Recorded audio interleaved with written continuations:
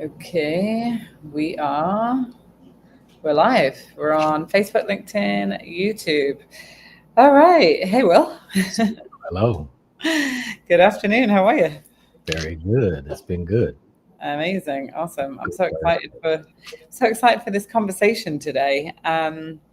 If you are joining from LinkedIn or any other streaming channels, please let us know where you're coming from. Even if you see this after the live and you're watching it on a rerun. And also, I'd say share this with somebody. I always say this to everybody in my network: sharing is caring. So whenever you see a live video, you want to share it with somebody else, because this is really good information today. So I'm super excited. But anyway, we'll get started.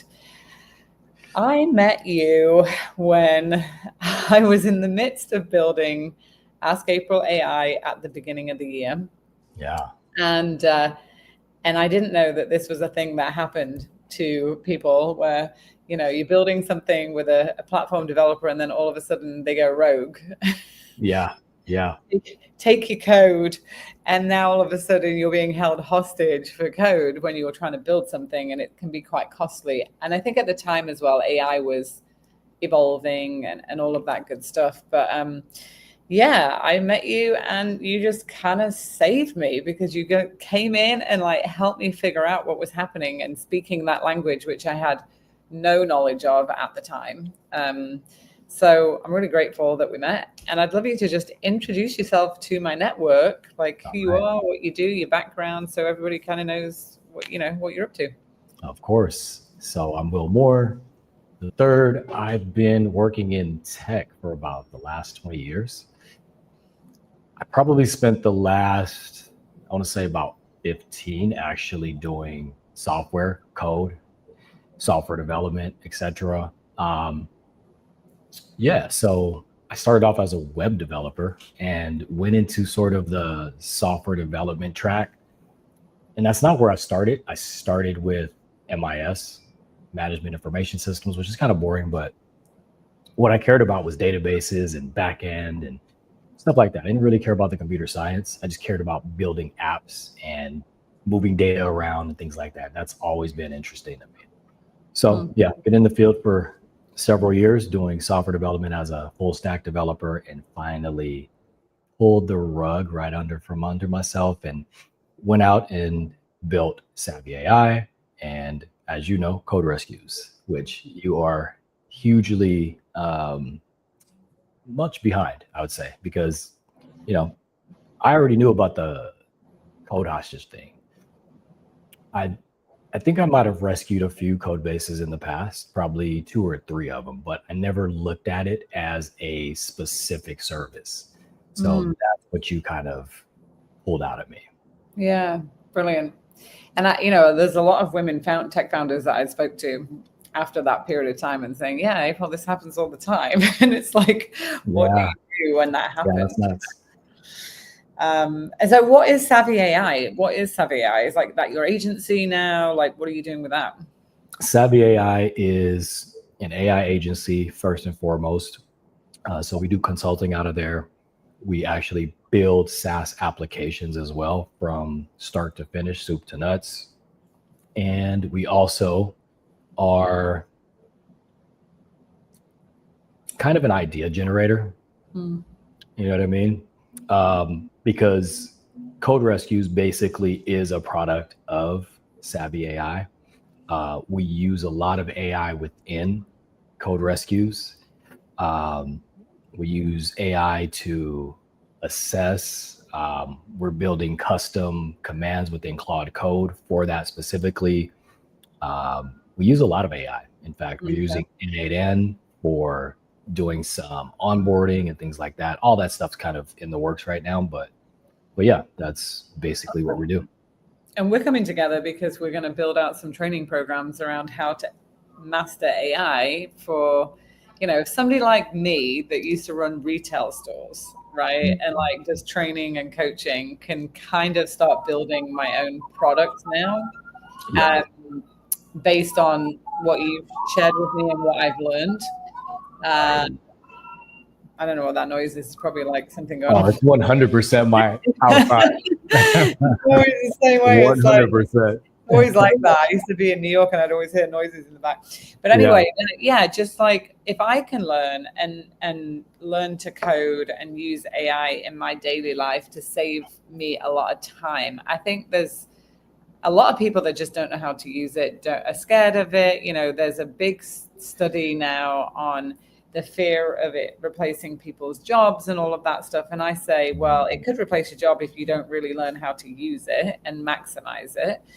And so I think people just need to be, it just needs to be a little bit more demystified, right? Because it's like this big umbrella and I'm using it all day, every day. And when I started the process of like hiring a developer to build Ask April, that was like the next progression from Retail U, I was looking for somebody to build all this for me. But at that time, a year ago, AI wasn't really where it is today. Like the software platforms have evolved so much faster. And I think what I get asked a lot of times is like, how do you use it? Even yesterday, I went to a independent hotel show right here in Miami. And there was maybe 2 AI platforms in the whole conference. There was nobody really there talking about it in our industry. And it was really weird. I was like, that's really interesting. There's nobody really talking about it in the service business. But, you know, even talking to somebody yesterday about, they were like, oh, I'm making training documents, I'm making onboarding documents and all of this stuff. And I was like, well, why aren't you using AI? Like, it's just going to save you so much time. And they're like, oh, I hadn't even really thought about that. So I think there's just this everyday usage. Obviously, where you are, we're not there because we're not an AI agency. But I mean, I think I've gone in 4 months from like bare bones, like knowing how to make a video, to like creating a product, and it can be done, right? Oh yeah. We're at the point where this stuff's still incubating. We have tools that we've never had before, and they're not even that good. Really? They're not even that good yet. Yeah, we're at this weird inflection point because AI started actually being useful in like 2017. In fact, it didn't even really start being that useful then. It was useful in some specific domains, but this thing called transformers is what actually got discovered in 2017. And obviously, you know how that happens. Paper gets written. It takes a few years for it to proliferate. Then people start building based on that paper. So that's where we get like the good version of ChatGPT, because like the first version wasn't all that great or impressive or anything. A lot of this stuff went directly into Microsoft and GitHub, or GitHub Copilot, for people to start using this as a way to autocomplete what they were coding. So the first version of like Cursor or Claude Code was actually just code completion. It would just complete a sentence for you, and that was it. And now we've come full circle. Well, it'll build full features for you. So imagine in like a year or two, if we can build full features with AI now and they actually work, and it can build user interfaces for us, in 2 or 3 years, we're in a crazy place. I have no idea, but we're going to be right there learning all of it as it comes out. Yeah. And I think one of the biggest learning curves for me is, and because I teach human behavior skills for a living, right? Like, how do you maximize a human and like relationships and leadership and influence productivity and performance and all of that stuff. And so I see like the link between human behaviors and skill set and AI, just because of my own self-learning journey and what skills am I having to use and utilize. Just like if I'm going to be a coach, what skills am I using? I'm using listening. I'm using asking questions. 2 skills that are really important to coaching. But to AI, in my mind, I think about curiosity. You've got to be very curious because you've got to be coming from a learning standpoint all the time. Oh, yeah. You've got to be ideating, like ideation, like spitballing ideas, coming up with ideas, because it's only going to do what you have the ideas around. Right. And then the third one, you said it the other day, agency, when we were having this conversation around what skills are people going to need to develop to actually engage with AI? So curiosity, ideation, agency. Why did you say agency? Because I think that's a really, I didn't even think about that, but when you said it, I was like, yeah, that's so true. Because I wanted to complete the acronym CIA. Oh, I love it, CIA. No, agency was really. I love frameworks and acronyms. I'm like, right?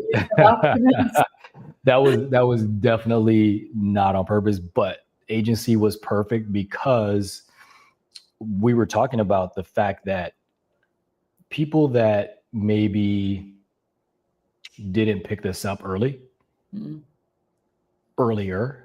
because I should be careful here. We are still early. If you're learning AI right now, you're still early. But agency is something that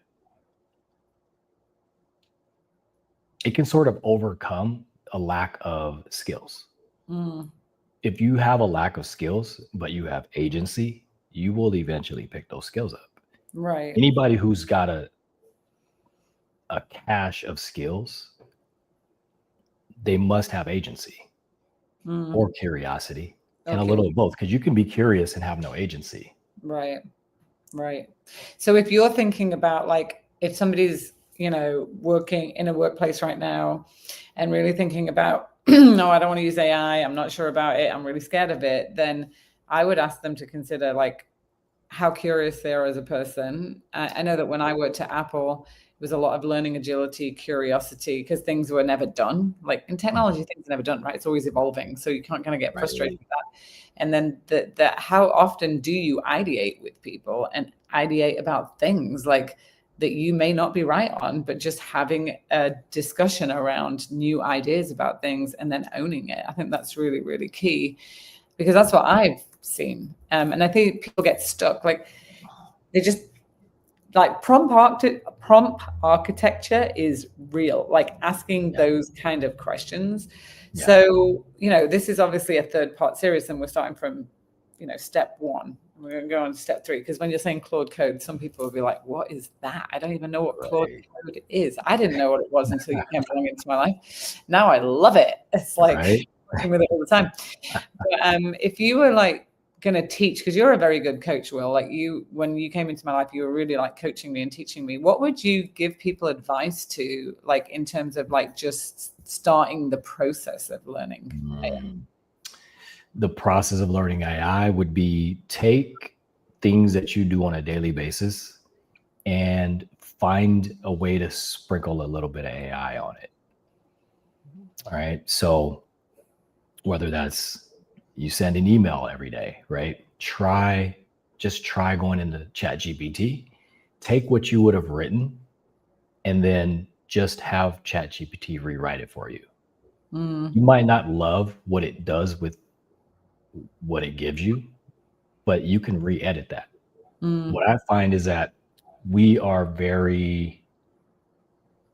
a tendency to be very brief as humans, because we've got a lot going on.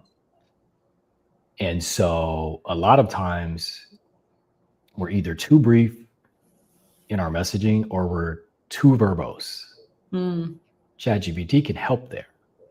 Right. Sometimes we have something to say, but we're blocked on how to say it and what to write exactly, how to start the letter. ChatGPT can help there. You might need to write a press release or something for your business. You might not have the first idea of how it should be formatted. ChatGPT can help you there. So just take things that would have normally blocked you and either slowed you down, or maybe you wouldn't have even started at all. Have ChatGPT help you there, and then you'll see that ChatGPT is actually opening doors for you throughout the day. You're actually making me think about like writing a to-do list. So like everybody loves a good to-do list. Most people I talk to anyway, because they like to check. So if you had a to-do list, there's dopamine behind that. That's why. Yeah. Now I talk my to-do list into ChatGPT and it gives it to me, or I say, look at what I asked you to do last week and help me prioritize, and it does. That's so beautiful. Yeah. But if you're not there yet, right? Like like literally creating your to-do list. And that's why I say do the paid one. Great idea. Speak into it. And then like look at on that to-do list, like what Will just said about literally just what can AI do? Like ChatGPT is one of them, Perplexity is one of them, Gamma I absolutely love now because it does decks for you and that is nice. web pages and all kinds of things like that. And like just look at that to-do list and think about, you know, how you can use your to-do list and say, okay, this would usually take me an hour, but maybe if I use chat or maybe if I use another AI tool, it's going to save me 15. Like an example of that is somebody on my team asked me to give them a whole one pager of all the programs we have and who our ideal client is. Okay? Right. And I was like, God, that would have taken me ages before I literally went into ChatGPT and I was like, give me a list of all my programs because I'm talking to it all the time, so it knows my stuff. Right. And give me a list of my ideal clients, give me the price points on it, make it like HR. And so it did it, and I just copied it, and then I just sent it in a PDF. And I was like, here you go, team. Everybody knows exactly what our programs are and what the cost is and our ideal client. It literally did it in 5 minutes. Right. You know? It's like having a very good, well-paid intern. Yeah. And sometimes better than an intern. Sometimes like an actual professional who's been doing it for 10, 15, 20, 30 years. Yeah. But even when it acts like an intern, you can always guide it to do the right thing. It's doing stuff. It's almost like it's green at its job, but it's going out and doing the research on the fly and kind of learning, and it gets the job done. So it's amazing to not have to pay a full salary for that.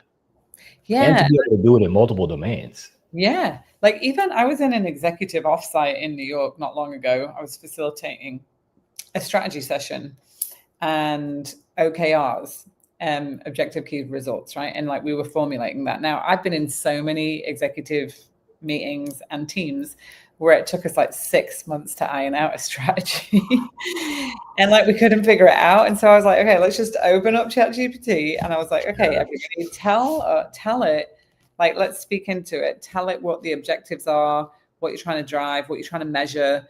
And then we just talked at it for like 20 minutes. And then I was like, ask me some more questions about the actual business so that you know who we work with. So that's another one.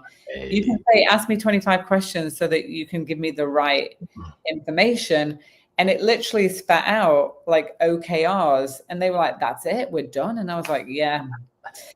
You know, and I think about that and I think, am I fearful that if I taught them that they might not want me to come back? No, they're always going to want me to come back because I'm facilitating a conversation. So I don't see it as scary as replacing me. I feel like I'm helping people do other things, like get those things done and then do the things that they really want to do, like coach their team or, I don't know, do more engaging things that make more of a difference, you know? Exactly. I think the intelligence isn't the part that they cared about. Like that's part of the system. That's part of the delivery. But what they cared about was the leadership. Right. Right. So interesting. And look, AI is not going to do that. AI is not going to give you human leadership. No. Yeah. And if it is, it's going to be directed by a human anyway. There's going to be a human walking it through what it's doing. So like somebody said to me the other day, you know, the whole thing on AI chatbots and calling people, we call CEOs all day because we're talking about leadership training. And I said to him, I'm not sure if a chatbot could call a CEO and have a conversation like our team does. I don't know. I'm kind of curious now to test They're it. Getting there. They're getting there. Yeah, they're getting there. I mean, they're closing deals on calls now at this point, you know, and they're having very nuanced conversations because we've got models that can do that now. It has to do with the latency of when they respond. It also has to do with like the natural flow of conversation. Right. You know how like sometimes we'll talk over each other. I won't wait necessarily always for you to complete your sentence and then have a little bit of gap between it. I might just wait till you're trailing off and then I'll start speaking. Right. So that's how we're getting to the point where the AI, the models behind the AI are actually getting good enough to do that. Hmm. What's your favorite thing that you use it for on a daily basis? Just not making products for people, because that's what you do, right? We're making some things together. Question. But like, what's your favorite thing to use it for on a daily basis? I love it for writing. Oh. I think writing's the best use case because I always know basically what I want to say, but I don't always know how to start. Sometimes you get that writer's block. Sometimes I have an idea for something I'd like to write, just conceptually. I can give that to ChatGPT conceptually. Why? I couldn't just give it to anyone. If I were to hire an assistant, that assistant wouldn't be very useful until that assistant knows me better.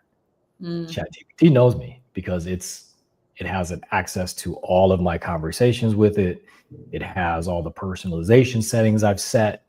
It has all of the documents I've ever uploaded to it. It's reading all that stuff. ChatGPT is a big RAG, retrieval augmented generation database, which is how you sort of train an already trained model to be more specific and to be like a specific person.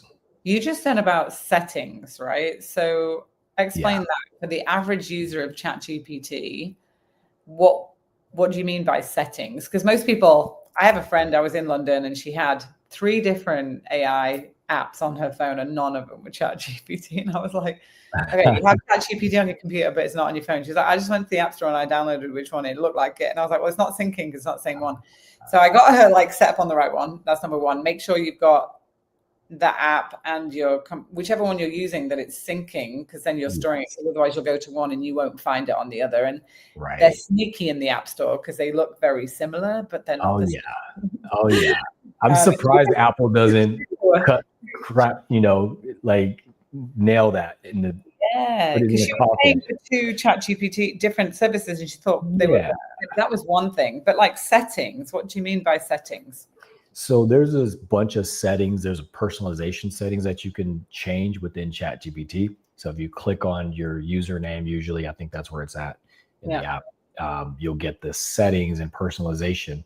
What you can do there is you can tell ChatGPT things about yourself. So it's going to ask you some general questions like your name and things like that. How do you want to be referred to? You can change the tone of ChatGPT as it responds to you. You can make it more witty, funny, humorous. You can make it more serious, straightforward. There's all these different settings for that. Then you can also create, you can use a system prompt.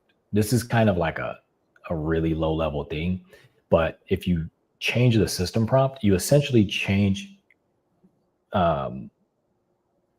ChatGPT's instruction, how it performs, how it responds, who it thinks it is. You can actually change all of that if you want to. Oh, that's crazy. I don't recommend that level of changing, but what I do recommend is to give it your preferences. Tell it how you like it to respond to you.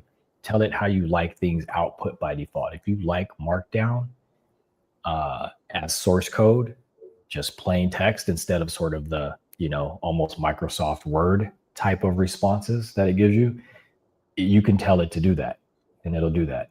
If you don't like dashes, sorry, you're stuck with them. I've tried everything to get rid of dashes. The only thing that actually works is to let it output it and then tell it to remove the dashes. And so it'll output it again. That's like basically. Oh, I like that prompt. Remove the dashes. Just tell it.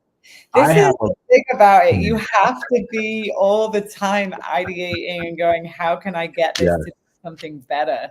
The best thing I've ever figured out with ChatGPT is to use automations.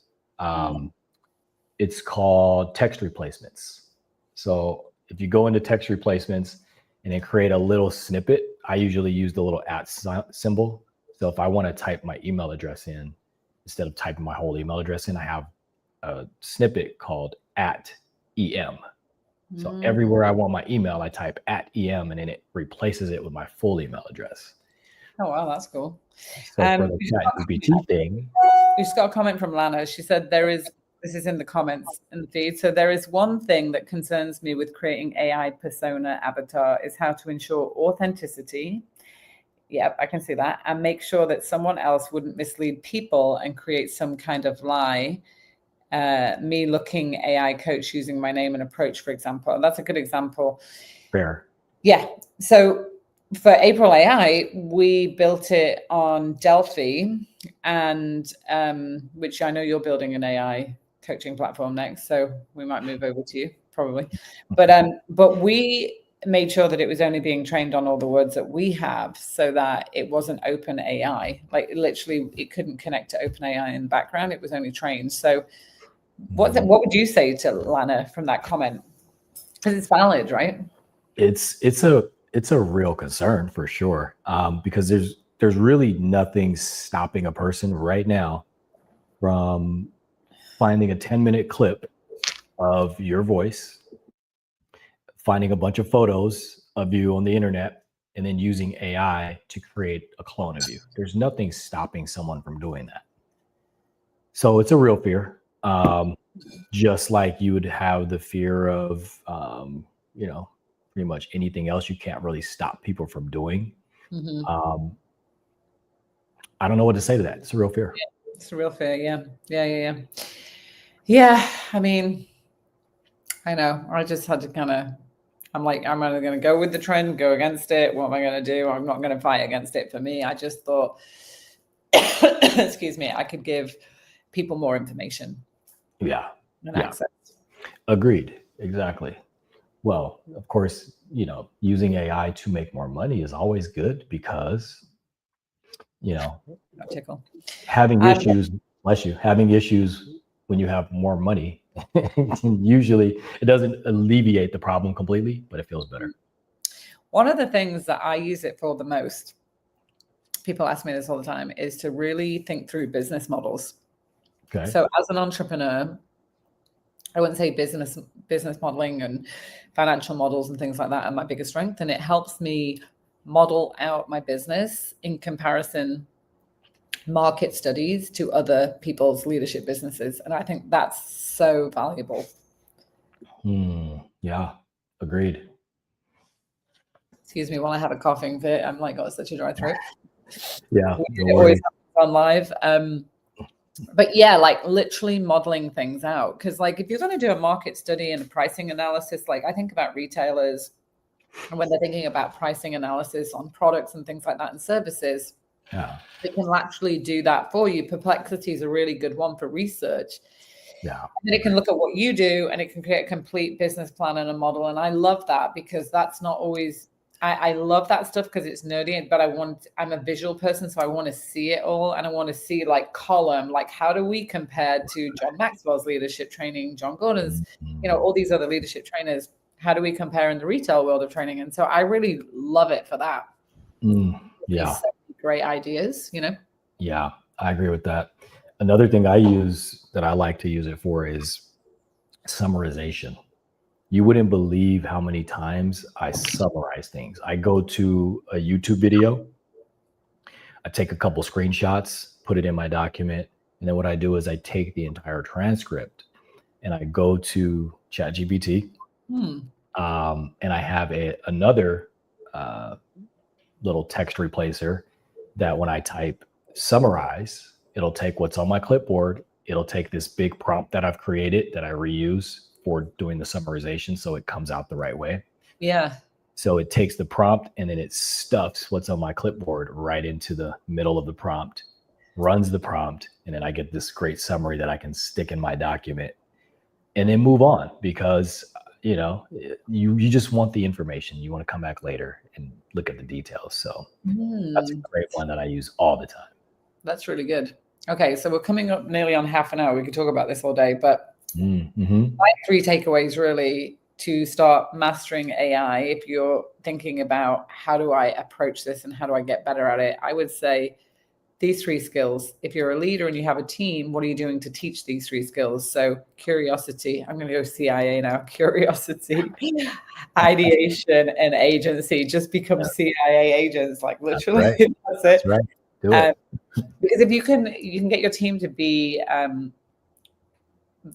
developing this, then they are going to embrace it more wholeheartedly. So that's my top 3. Yes. But for you, Will, if you were going to say, to go from, the first essential approach of like being a user of AI to then mastery, what would 3 tips that you would give? Tip number 1 would be literally use it every day. Just use it for anything you can possibly think of. I say use it for emails, letters, any correspondence you have to send out, text messages, let it do that for you. The other thing is there are lots of free resources out there. There's a bunch of school communities, there's Discord servers, learn from those. And then number 3 is just explore. Try things that other people aren't trying. See what happens. See what happens. I mean, yeah, just create things. I mean, and it's so creative. If you're a creative mind, oh, it's so cool. Like a year ago, I was like, I don't know any of this. And now we're about to bring out some products, which is really, really cool. Right. So yeah. So if you're watching this and you want to go deeper into your AI skills, we will be here.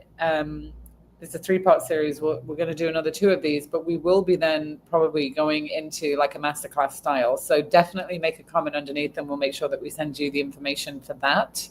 So we can teach you more, particularly around Claude Code, Lovable. If you're thinking about wanting to make some products, I talk to people all the time now. They're like side hustling, making products in their sleep because they figured this out. So funny. It's the coolest thing ever. Every time I'm like, oh, I need to figure this out. I figure something out. I'm like, oh my God, if I wanted that, I know that 10 other people want it. So yeah, that's literally the new era of making digital products. Like we've been making digital product for 10 years now because we've been selling online courses. But this takes it to a whole next level. I actually think online courses in the future may go away. I could see that. I can see that the way they are now, at least. I think anything that survives probably needs to be more interactive. Yeah. Or just give you the information now. I mean, in 2018, we were making 4-minute learning videos, and L&D managers and HR were saying that's just too short. And now it's like, really? 4 minutes? People can't even stay longer than 30 seconds on a short, Yeah, exactly. It's so funny. So anyway, Love thank you so much. Where can people find you? They can find me on LinkedIn at Will Moore, 1L, WILMOORE. And on IG, it's Will Moore, III. Okay, amazing. So stay tuned for part 2 of this series and more to come. Indeed.